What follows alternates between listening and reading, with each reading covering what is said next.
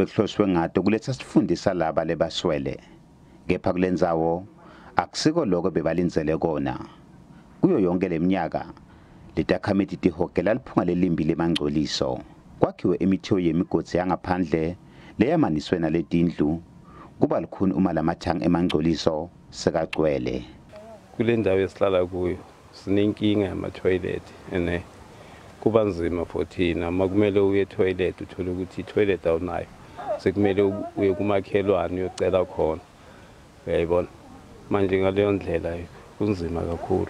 At least i-government uma ingasiyakhela ama-toilet ngibona ngathi maybe kungaba ngcono ngoba nathi next time uma sithi siyavota singavota sinemandla.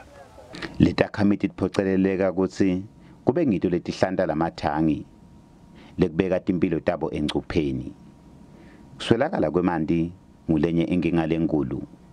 Konke lokhu kwenteka ngalesikhathi kubukene nesifo se-COVID-19. Lamathangi uma magcwele sithola i-challenge ngoba thina sicina sigubhe sibhoboze lamathangi sikhipha or sidonse lamabhakede sikhiphe lensila ngezandla. At the end of the day i-government ayisincedi ngalutho.